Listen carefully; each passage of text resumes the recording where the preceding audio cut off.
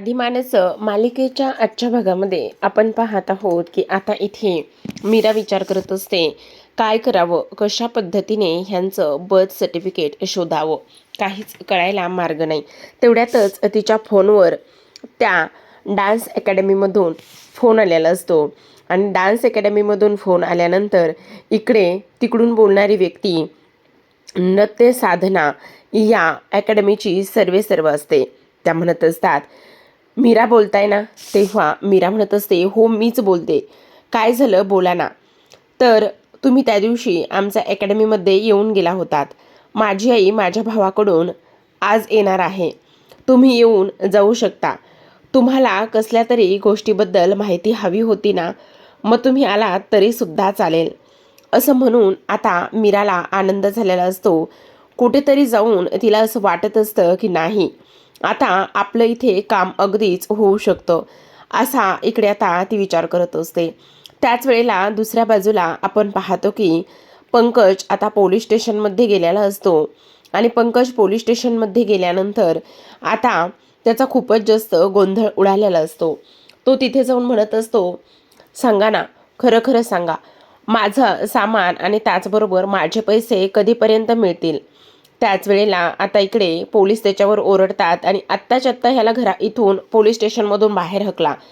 जोपर्यंत आमचा फोन येत नाही तोपर्यंत तुम्ही पोलीस स्टेशनमध्ये पायसुद्धा ठेवायचं नाही, असं स्पष्टपणे सांगण्यात आलेलं असतं. असं म्हणून आता पंकज तिथून बाहेर पडतो. आता पंकज बाहेर पडत असताना त्याला समोर येणाऱ्या सत्याची गाडी दिसते. त्याच वेळेला पंकज पटकन पाठ फिरवतो आणि पाठमोडा उभा राहतो. आता इकडे सत्याने त्याला पाहिलेलं असतं. सत्या विचार करतो, हा तर बबड्या आहे, पण बबड्या इथे पोलीस स्टेशनमध्ये काय करतोय? आणि म्हणूनच तो पटकन गाडीतून खाली उतरतो आणि त्या बबड्याकडे जायला लागतो. आता पळून जात असणाऱ्या बबड्याला तो ताबडतोब पकडतो आणि म्हणत असतो, काय रे बबड्या, पोलीस स्टेशनमध्ये काय फेऱ्या मारायला येतोयस की काय? का पुन्हा काही करशील आणि त्याची नोंद अगोदरच करून ठेवण्यासाठी इथे येतोयस? सांग ना, बोल ना, कशासाठी इथे पोलीस स्टेशनमध्ये चक्रा घालतोयस? त्याच वेळेला तो म्हणत असतो, नाही नाही, मी आपलं असाच येत होतो. इकडे आता मीरा अजूनच टेन्शनमध्ये असते. तेव्हा रिया म्हणत असते, हे बघ वहिनी, तू काळजी करू नकोस, सगळं काही ठीकच होणार आहे. तेव्हा लगेच आता इकडे मीरा म्हणत असते, कसं ठीक होणार आहे तेच मला काही कळत नाही. सांग ना, तू बोल ना. बघ ना, तिथे सुद्धा ह्यांच्या जन्माची नोंद नाही आहे. मग तिथे सुद्धा ह्यांच्या जन्माची नोंद नसल्या कारणाने आता कसं आणि कशा पद्धतीने शोधायचं आहे तेच मला काही कळत नाही आहे. तेव्हा रिया म्हणत असते, तू नको काळजी करूस, पण आता मला एक गोष्ट सांग.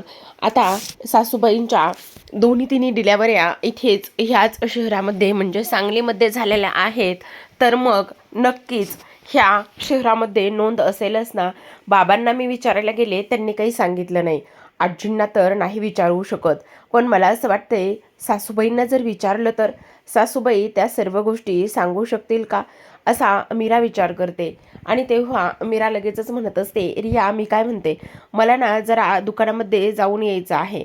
आणि तेव्हा रिया म्हणत असते, बरं बरं वहिनी, ठीक आहे, तू ये जाऊन. आता मीरा काही दुकानामध्ये वगैरे जात नाही, तिथेच बाजूलाच किचनच्या आड उभी राहते आणि मुद्दामच इकडे रिया निरूपाला विचारत असते, मी काय म्हणते आई, तुमच्या सर्व डिलेवऱ्या इथे सांगलीतच झालेल्या आहेत का? तेव्हा ती म्हणत असते, हो तर, म्हणजे का गं असं विचारतेस? नाही तसं नाही, मी म्हटलं की तुमच्या काही डिलेवऱ्या सांगली बाहेर वगैरे एखादी डिलेवरी झाली का, असं मला विचारायचं होतं. तेव्हा निरुपा म्हणत असते, नाही गं, मी का बरं सांगलीच्या बाहेर डिलेवरीला जाईल, माझी सर्व डिलेवरी इथेच सांगलीमध्ये झालेली आहे, असं ती आता इकडे सांगू लागते. त्याच वेळेला इकडे आता आपण दुसऱ्या बाजूला पाहतो की इकडे सत्याने बबड्याला पकडलेलं असतं आणि सत्याने बबड्याला पकडल्यानंतर लगेचच तो त्याला म्हणत असतो, काय मग खरं खरं सांग, इकडे काय करतोयस? तेव्हा तो म्हणत असतो, हे बघ, बिझनेसमॅन म्हटलं की अशा छोट्या मोठ्या गोष्टी ते होतच असतात. तू उगाचच माझ्या आड येऊ नको, चल, माझं खूप मोठं काम आहे, ते मला करायचं आहे. तेव्हा सत्याला मात्र प्रश्न पडलेला असतो, हा बबड्या नेमका इकडे पोलीस स्टेशनमध्ये काय करतोय ते. तर आता इथे आपण पाहतो की इथे जी काही मीरा आहे ती नृत्य साधना अकॅडमीमध्ये ज्या त्या अकॅडमीच्या ताई आहेत, ओनर आहेत, त्यांच्या आईला भेटण्यासाठी आलेली असते. आणि त्यांना भेटायला आल्यानंतर इकडे लगेचच त्या म्हणत असतात, हे बघ, हीच माझी आई आहे. आणि तेव्हा मीरा त्यांच्याजवळ जाऊन बसते आणि ती म्हणत असते, नमस्कार आजी, मी मीरा आहे. हो का, आलीस का गं बाळा? अगं तुला कोण नाही ओळखत, सगळेजणच तर तुला ओळखतात ना. बरं झालं तू इथे आलीस आणि तू माझी पहिली विद्यार्थिनी. तेव्हा आता मीराला फारच टेन्शन येतं. आता मीरा पर्समधून तो फोटो काढते आणि आजींना दाखवते आणि ती म्हणत असते, हे बघा ना आजी, हा फोटो, हा काही तुम्हाला आठवतोय का?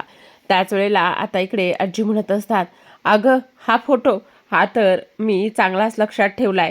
अगं तू हे सगळं काही छान करायचीस आणि तू खूप सुंदर नाचायचीस. आणि तुला सांगू का, जेव्हा तू आमची अकॅडमी सोडायला लागली होती तेव्हा मी तुला सांगितलं होतं की तू आता घरी गेल्यावर जमाल गोटा घे म्हणून. आता मीराला हे सगळं आजीकडून ऐकून खूपच टेन्शन आलेलं असतं. तेव्हा मीराचा आता मूड ऑफ होतो. त्याच वेळेला त्या ताई म्हणत असतात, मी तुम्हाला सांगितलं ना, आईची तब्येत फार काही नीट नसते, आईला काही आठवत नाही आहे. आणि तुम्हाला एक गोष्ट सांगू का, मी होता होईल तेवढे प्रयत्न तर करत आहे, पण सगळ्यात महत्त्वाचं म्हणजे आता काय होईल आणि काय नाही ते नाही सांगू शकत. दिवसेंदिवस वय झाले माझ्या आईचं आणि त्यामुळे तिला फारसं काही आठवत नाही, असं सुद्धा आता इकडे ती बोलत असते.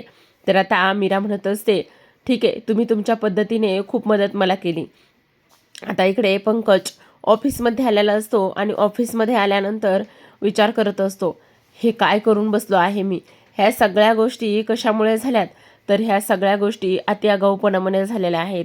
काय गरज काय होती मला त्या लोकांवर विश्वास ठेवण्याची? कुठल्या ह्याच्यामध्ये आलो आणि ते सगळं काही करून घेतलंय. पोलीस स्टेशनमध्ये जे काही लोक आहेत ते लोकसुद्धा ह्या गोष्टीचं आता इकडे गांभीर्य समजून घेत नाहीत. काय करू मी, काय करू, कुठून आणू 5 लाख रुपये? आणि 5 लाख रुपये जर त्या लोकांना दिले नाही तर मग काय होणार आहे? असा सुद्धा पंकज आता इकडे विचार करत असतो. आणि असा सुद्धा पंकजने विचार केल्यानंतर तेवढ्यातच तिथे कंपनीची माणसं येतात. कंपनीची माणसं म्हणजे तेच असतात ज्या माणसांनी इथे आता हे सगळं काही फर्निचर ह्या निरुपा इलेक्ट्रॉनिक शॉपला दिलेलं असतं. आणि ती लोक म्हणत असतात, हे बघा, आता तुम्हाला दिलेली वेळ संपलेली आहे. जर तुम्ही वेळेत 5 लाख रुपये नाही भरले तर मग तुमचं हे शॉप बंद करण्यात येईल आणि त्याची ही नोटीस आहे, हे घ्या. तेव्हा इथे पंकज म्हणत असतो, अहो मला थोडंसं समजून घ्या ना, ऐका ना. तेव्हा ती लोक म्हणत असतात, आता अजिबात ऐकून घेता येणार नाही, कारण ऑलरेडीच आम्ही तुमच्या ह्या शॉपकडे जो काही माल गुंतवला आहे त्याच याच्यामध्ये आम्हाला फार लॉस होणार आहे. त्यामुळे तुम्ही ताबडतोब 5 लाख रुपये पे करा, नाहीतर ही नोटीस तुमचं दुकान बंद करू शकते, असं म्हणून ती लोक निघून जातात. आता इकडे पंकज अक्षरशः रडायला लागलेला असतो. काय करावं हे त्याला सुचत नाही. मम्मा वाचव ग. त्याच वेळेला त्याला निरुपाची आठवण येते. आता इकडे अकॅडमीमधून मीरा निघालेलीच असते. त्याच वेळेला त्या ताई तिला थांबवतात आणि म्हणत असतात, थांबा. तेव्हा मीरा म्हणत असते, का काय झालं? आणखी एका गोष्टीमधून आपल्याला नक्की मदत होऊ शकते किंवा कदाचित तुम्हाला तुमच्या प्रश्नाचं उत्तरसुद्धा मिळू शकतं. तेव्हा मीरा म्हणत असते, काय? अहो माझी आई ना डायरी लिहायची तिला फार सवय असायची. म्हणजे खरं तर ती ज्या ज्या ह्या गोष्टी अकॅडमीमध्ये होतील ना त्या गोष्टी ह्या डायरीमध्ये ती लिहून ठेवायची. असं म्हणून आता ती डायरी मीराच्या हातामध्ये दिलेली असते. म्हणजे त्या जो काही आमच्याकडे स्टुडंट आहे त्या स्टुडंटचं सगळं काही इथे त्या डायरीमध्ये असायचं. तिचं बाळ, त्याचबरोबर इकडे कधी ती डिलेवरी झाली किंवा तिला किती मुलं आहेत, ती कुठल्या स्पर्धेमध्ये भाग घेतला, तिला पारितोषिक किती मिळाले, ह्या सगळ्या गोष्टी इथे तिला माहिती असतात आणि तिने ह्या डायरीमध्ये लिहिलेल्या असतात. त्याच वेळेला मीरा ती डायरी वाचते आणि मीराकडे त्या डायरीला लक्षात येतं की होळीच्या वेळेला इकडे जी काही निरुपा आहे तिला एक 5 महिन्याचा मुलगा होता आणि तिला 5 महिन्याचा मुलगा होता ह्या काउंटनुसार इकडे ती विचार करत असते.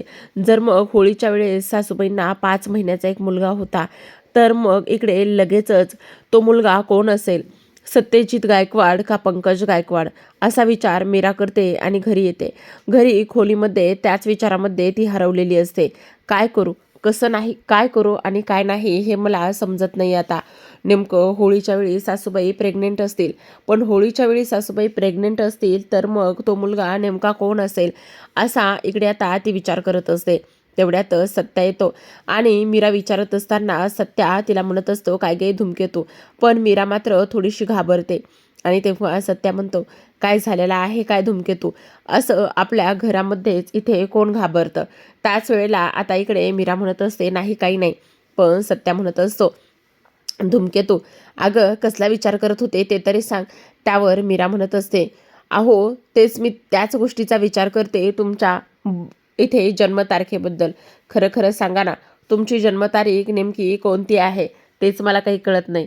त्यावर सत्या म्हणत असतो, अगं मी सांगितलं ना, तीच माझी जन्मतारीख आहे. तेव्हा मीरा म्हणत असते, अहो पण ते तुमचं बर्थ सर्टिफिकेट ते तुम्ही पाहिलंय का, कधी पाहिलं होतं ते तरी सांगा. तेव्हा आता इकडे सत्या तिला उलट प्रश्न विचारतो. तो म्हणत असतो, तू देव कधी पाहिलायस का. तेव्हा ती म्हणत असते, काही काय विचारताय, वारा कधी पाहिलायस का. हे बघा आता खूप जास्त होते, तुम्ही माझी उलट शाळा घेताय का. त्याच वेळेला इकडे आता हे सगळं काही विचारल्यानंतर लगेचच सत्या म्हणत असतो, मग तू वारा पाहिला नाहीस, देव पाहिला नाहीस, तसं सुद्धा मी सुद्धा माझं बर्थ सर्टिफिकेट आणि जन्मतारीख पाहिली नाही आहे. पण ते आहे ना, ह्यातच तर सगळं आहे ना. तेव्हा मीरा म्हणत असते, हे बघा तुम्ही आता काहीही बोलताय आणि कसंही बोलताय, हे बघा असं काही नाही आहे. तेव्हा लगेच आता तो म्हणत असतो, बरं ठीक आहे, ह्या सगळ्या गोष्टी माझ्या बाला माहिती आहेत ना, मग माझा बाच हे सगळं काही सांगेल. असं म्हणून लगेच आता सत्या बाहेर जाऊन सुधाकरला घेऊन आलेला असतो आणि सुधाकर म्हणत असतात, अरे सत्या काय झालेलं आहे ते तरी सांग ना. त्याच वेळेला इकडे आता आपण पाहतो की सत्या म्हणत असतो, बा मला एक गोष्ट सांग, इकडे ह्या धूमकेतूला ना बर्थ सर्टिफिकेट पाहिजे, पण ते काही सापडत नाही. मग तिला असं वाटतंय की माझी जन्मतारीख ती नाहीच आहे. तेव्हा मीरा म्हणत असते, हो बाबा, कारण मी म्युन्सिपाल्टीच्या ऑफिसमध्ये सुद्धा जाऊन आलेली आहे आणि तिथे तर गेल्यावर असं समजलंय की ह्यांच्या जन्माची नोंदच नाही आहे. तेव्हा सुधाकर म्हणत असतात, असं कसं समजलंय, काहीही काय, उगाचच नाही नाही त्या गोष्टी तू बोलत आहेस. अगं असं कसं होऊ शकतं, तुझ्या एक गोष्ट लक्षात येते का, सगळ्यात महत्त्वाची म्हणजे त्यांच्याकडून काहीतरी गोंधळ झालेला असेल. असं काहीच नाही आहे. त्याच वेळेला आता इकडे जे काही सुधाकर आहेत ते म्हणत असतात, हे बघ तू नको काळजी करू, मी बघतो सगळं काही. मीरा तू नको टेन्शन घेऊ, मी एकदा चेक करतो. असं सुद्धा आता इकडे सुधाकर म्हणत असतात. आता ते म्हणत असतात, ए सत्या, मी ना जरा जास्त जेवलेलो आहे बघ, चल ना माझ्यासोबत जरा शतपावली करायला चल. असं म्हणून आता जो काही सुधाकर आणि त्याचबरोबर सत्या हे दोघंही जण बाहेर शतपावली करायला जातात. मीरा विचार करत असते, काय होतंय नेमकं, बाबांनी सुद्धा आता माझ्या प्रश्नाचं उत्तर द्यायला टाळलेलं आहे का.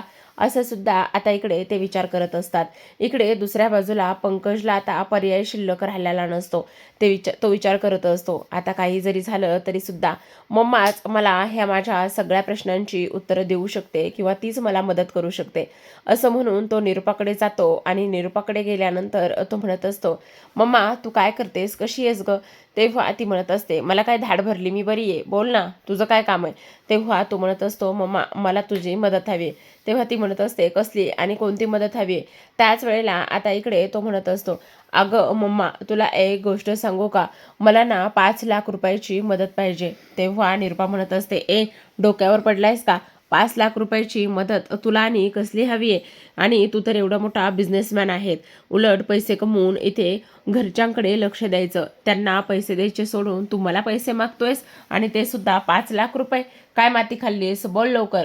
वर पंकज म्हणत असतो, जाऊ दे आता, तू जर मदतच करणार नाहीस म्हटल्यावर काय बोलायचं. तेव्हा लगेच आता इकडे निरुपा म्हणत असते, ए बबड्या उगाचच हे करू नकोस, उलट हा जो काही बिझनेस आहे ना तो फक्त आणि फक्त इथे सत्यामुळे झालेला आहे आणि तू उगाचच इथे स्वतःच सगळं काही इथे सांगू नकोस. तेव्हा पंकज म्हणत असतो, अगं बिझनेस म्हटल्यावर थोडेफार पैसे आणि गुंतवणूक करावीच लागते ना, मग त्यासाठीच पैसे हवे आहेत. तेव्हा निरुपा म्हणत असते, पण मी तुला आत्ता 1 रुपयाची मदत करणार नाही, माझ्याकडे तुला देण्यासाठी 1 रुपया नाही, समजलं. इकडे रिया आणि त्याचबरोबर मीरा ह्या दोघी जणी तर्क लावत बसलेल्या असतात. कारण इकडे आता ते 5 महिन्याचं बाळ कोण असू शकतं असं म्हटल्याबरोबर दोघी जणी सोबतच म्हणत असतात, पंकज दादा. म्हणजे पंकज दादा जर इकडे ते पहिलं 5 महिन्याचं बाळ असू शकतं, तर मग एक गोष्ट मात्र समजत नाही आणि ती गोष्ट म्हणजे की इथे सत्या हे ह्यांचं बाळच नाही आहे, म्हणजे सत्याच्या आई निरूपा नाही आहेत. त्यावर मीरा म्हणत असते, हा सगळा गोंधळ काय आहे ना कळत नाही, अक्षरशः डोकं फुटायचीच वेळ आलेली आहे, असं रिया आणि मीरा दोघी एकमेकींना म्हणत असतात. त्याच वेळेला आपण पाहतो की हे सगळं काही इकडे पंकज बोलल्यानंतर निरूपाने नाही म्हणून सांगितलेलं असतं. आता पंकज निरूपाला ब्लॅकमेल करतो. तो म्हणत असतो, असू दे, जे काही व्हायचं आहे ना ते सगळं काही होऊ दे, माझ्या बाबतीत ना कोणीच नाही आहे, मला तर कोणीच मदत करायला नाही. मला असं वाटलं की इकडे माझी आई तरी मला मदत करेल, पण नाही, माझी आई तरी कुठे मला मदत करते, तिने तर सरळ सरळ मला नाकारलेलंच आहे. मग मसू देत, जाऊ दे, मी आता आज जीवच देतो. त्यावर निरूपा म्हणत असते, ए ठोंब्या, जीव देण्याची काय गरज आहे, तू बिझनेस करतोयस ना. तेव्हाच इकडे आता तो म्हणत असतो, हो तेच तर मी तुला सांगण्याचा प्रयत्न करतोय ना, मी बिझनेस करतोय आणि बिझनेस करत असल्यामुळेच ह्या सगळ्या काही ज्या गोष्टी आहेत ना त्या सगळ्या गोष्टी मी तुला सांगण्याचा प्रयत्न करतोय ना, असं सुद्धा आता इकडे तो बोलत असतो. त्याच वेळेला निरूपा म्हणत असते, अरे पण मला एक गोष्ट सांग, ह्या सगळ्या गोष्टी तू इथे करतोयस ना, मग ह्या सगळ्या काही गोष्टी इथे करत असताना तुला ह्या पैशाची काय आणि कशामुळे गरज पडली, असं सुद्धा तो इथे बोलत असतो.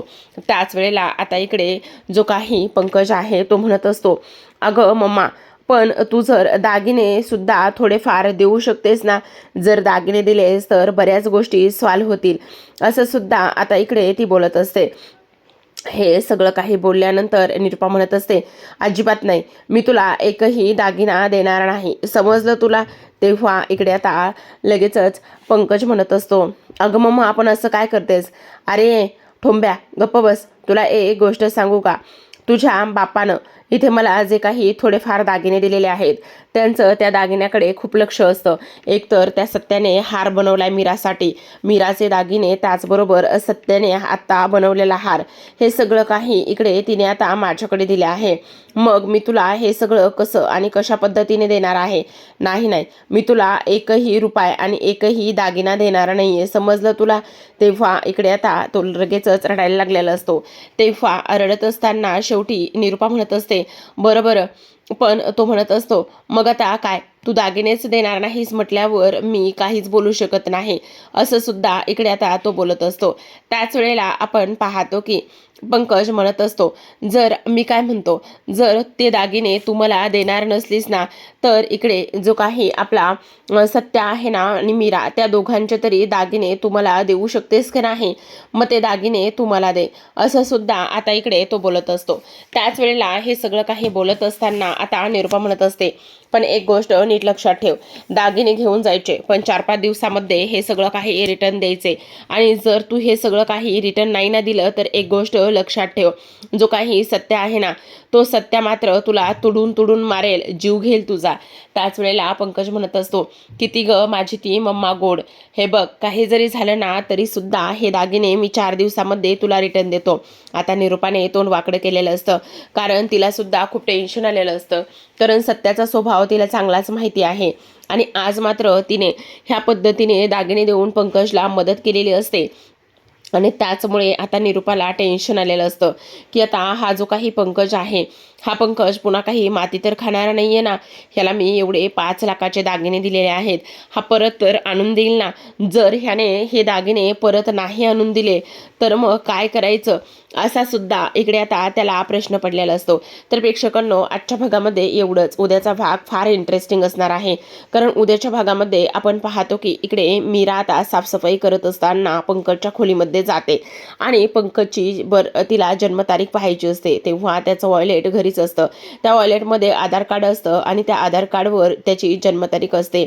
मीरा जेव्हा ते आधार कार्ड ओपन करते आणि ओपन केल्यानंतर तिच्या ती गोष्ट लक्षात येते की इकडे जो काही होळीच्या वेळेस जन्म दिलेलं बाळ आहे ते म्हणजेच की पंकज आहे, पंकजची जन्मतारीख तीच असते. आणि तेव्हा इकडे आता लगेचच मीरा म्हणत असते, म्हणजे जर होळीच्या वेळेस इकडे सासूबाईंनी पंकजला जन्म दिला होता तर मग मला एक गोष्ट समजत नाही, इथे हे जे काही आहेत सत्यजित गायकवाड, हे 5 महिन्यानंतर कसे काय जन्माला येऊ शकतात, म्हणजे मला एक गोष्ट समजत नाही की इकडे निरूपा ही ह्यांची खरी आई नाही आहे, मग ह्यांची आई कोण आहे असा प्रश्न आता इकडे मीरासमोर पडलेला असतो.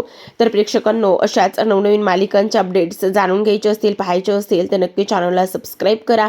आता मीरा हे सत्यजितची आई कशी शोधून काढेल आणि त्याच्या जन्माचं रहस्य कसं सर्वांसमोर आणेल हे पाहणं फारच इंटरेस्टिंग असणार आहे. तर पाहत रहा साधी माणसं.